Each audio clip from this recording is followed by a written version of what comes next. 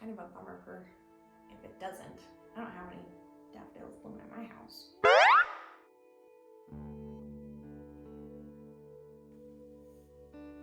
Hey you guys, welcome back to Velours Floral Design, where we talk about all things flowers.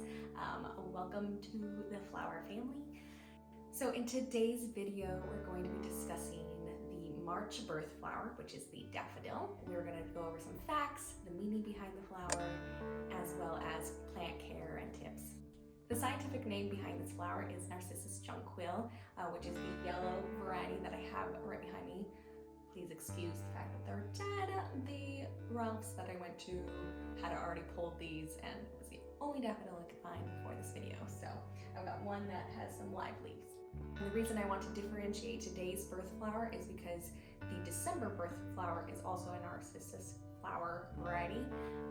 There are over 13,000 daffodil hybrids today. The popular name for the daffodil is Daffodil, which was popularized by the author, poet, and artist Cicely Mary Baker. Her work is beautiful little fairies along with a poem, each in regard to a particular flower. The flower originated around the Mediterranean Sea in Spain and Portugal, eventually making it to Rome. They brought it up to Britain because they believed the flower held healing powers through its sap, which gave a tingling sensation. But in fact, the toxicity is glycerin, which is very toxic and can make you nauseous and throw up or itchy. So definitely be careful when having this flower in your yard when you have small children or pets that may try to put this in their mouth. Now the flower is widely cultivated in Britain and Holland. It is also the national emblem of Wales. So daffodils in general hold the meaning of renewal, rebirth, resilience, and rejuvenation. And the reason for this is they are one of the first flowers to spring up after winter. And so that whole symbolism of bursting forth and new life is how they got their meaning. If you were born in the month of March, it's said to represent certain characteristics. So one of which is creativity. So if you're born in the month of March, you're usually very creative and see outside the box. March babies are seen as kind, ambitious, beautiful, a little bit vain, and the last quality is that they are inspirational. When people are around them, they're just inspired by these people. So if that sounds like something that you were born in the month of March, please let me know in the comments and tell me if you relate to these qualities, of if that's who you would consider yourself to be, or if you think this is just way off. Then there is the meaning behind if you're giving this flower as a gift to somebody. So a yellow daffodil represents positivity and joy. The color yellow in general represents sun and optimism. So giving a bouquet of yellow daffodils in a bouquet is very appropriate for if you're giving somebody who is sick or has an ailment, just to bring optimism and joy into their life. Daffodils with white petals would represent more youth and purity. Then you have your orange petals, which represent optimism and friendship. Now, going back in history and other cultures, you will always get a different meaning to the culture or the time period that people utilize the flower in its meaning.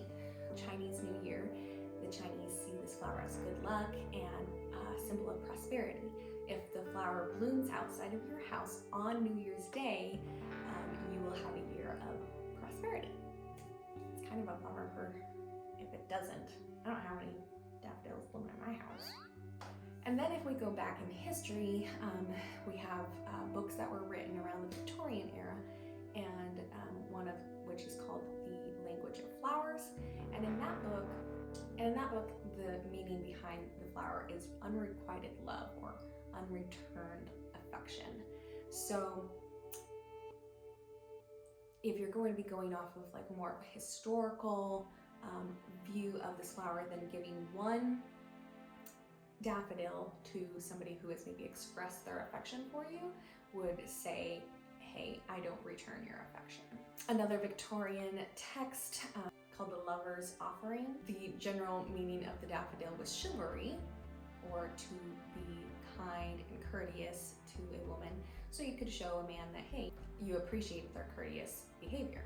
And the yellow specifically means regard. So if you give yellow, it might give the idea that you have some regard for them. The daffodil is a pretty hardy flower to grow. It grows best in zones 3 through 8, but you can really get away with a lot of areas. They don't need a full hard winter to rebloom, but they do need to go dormant in order to rebloom. They like full sun and or partial shade.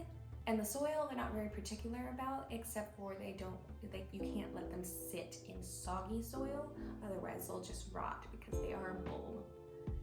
You can remove the head of the flower or the stalk that the flower was on once the bloom has wilted, but don't cut back the entire plant until all the petals have fully deteriorated, and then you can cut it back because they do need the nutrients that is being exchanged with the sun through the leaves, and so you want to leave them there all season so that they can fuel themselves and feed themselves for the next winter. Their watering requirements aren't very strict. They don't need to be watered every day. Maybe in the summer, just make sure you're checking them to make sure they're not looking sad, but otherwise you can probably wait a few days in between each watering.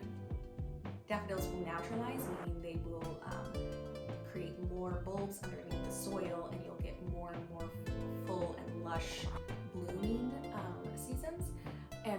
But you have to watch and be careful because eventually they can become overcrowded. So maybe every few years, if you've noticed like, oh, last year they were really full blooms, like a lot of blooms, and now I've only got a few, then you might need to dig up under there and separate out your bulbs so that they're not crowded all together. So that's it, you guys. I hope you enjoyed learning about daffodils with me. It was really fun to do all the research and find out the meaning behind this flower for you. Anyway, I hope you guys enjoyed this video. If you did, please give it a thumbs up and subscribe. I will be putting out a video on the history of flowers next week, as well as a new flower meaning video on next Friday. If you like these flower meaning videos, I have a playlist of all the ones that I've already done, and you can go check that out, or you can subscribe so that you know when I put out new flower meaning videos. I love that you're here, and I hope to see you guys again soon. Bye. I wandered lonely as a cloud that floats on high o'er vales and hills, when all at once I saw a crowd, a host of golden daffodils.